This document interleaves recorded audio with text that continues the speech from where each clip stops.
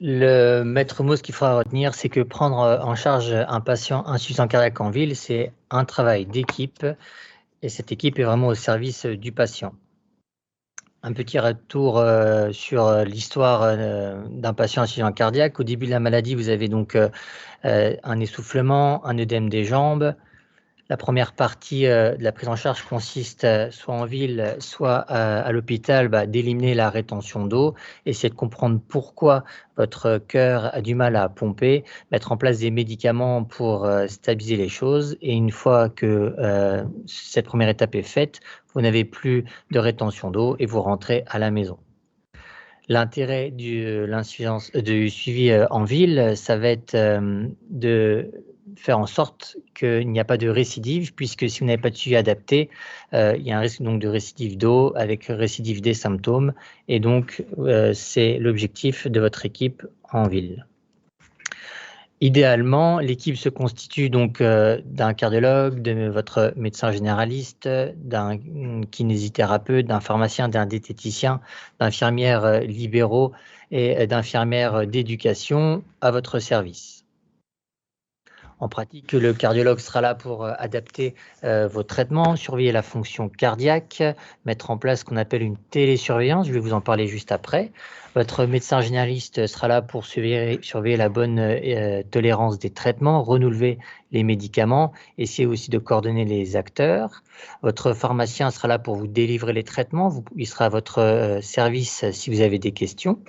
L'infirmière libérale, si vous en avez besoin, sera à votre aide pour délivrer les traitements, vous rappeler des conseils d'éducation, vous surveiller de près et vous aider à la télésurveillance si besoin.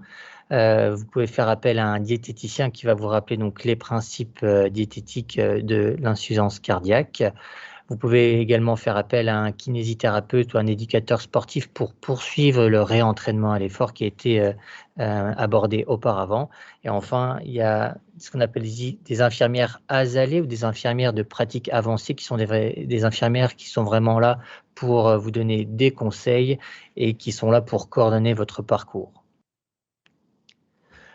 Un petit mot sur la télésurveillance. On a la chance avec les nouvelles technologies de mettre à disposition des patients chez vous une balance connectée, un brassard connecté à une tablette. Cette tablette recueille tous les jours vos paramètres de poids, de pression artérielle, de fréquence cardiaque et ça part directement sur nos ordinateurs à nous médecins pour vous suivre de près puisque vous avez bien vu que les signes de déstabilisation de la maladie va être une prise de poids ou une déstabilisation de la tension de la fréquence cardiaque. Et pour pouvoir bénéficier de cette télésurveillance, votre cardiologue vous prescrit donc la télésurveillance, vous vous laissez guider, il rentre en contact avec des organismes qui sont spécialisés pour vous mettre à disposition ces appareils, et comme ça la télésurveillance est mise en place. Voici un petit schéma qui finalement résume le parcours d'un patient lorsqu'il entre dans le parcours insuffisance cardiaque. Au début, tout à gauche, donc il y a l'entrée dans la maladie. Ici, on lui élimine l'eau. Il sort d'hospitalisation. Il va voir son médecin traitant et idéalement, donc le médecin traitant prend contact avec le cardiologue près de chez vous pour vous réévaluer. Après, au sein d'un parcours coordonné, donc il va faire le lien avec tout de suite l'infirmière asalée ou l'infirmière d'éducation, et puis elle-même va pouvoir faire le lien avec le pharmacien, vous mettre en contact avec un kiné ou un éducateur sportif, vous donner des contacts avec des infirmiers libéraux si besoin, avec une diététicienne. Et donc, au cours des 3 premiers mois, vous allez voir différents acteurs. Et une fois que la première phase d'entrée dans la maladie est faite, au bout de 3 mois, globalement, vous avez pu rencontrer tous les acteurs, votre traitement est stable, vous avez pu débuter votre activité physique. Finalement, le suivi d'un patient insuffisant cardiaque au long cours consiste en une consultation une fois par an si tout va bien auprès du cardiologue ou plus si besoin.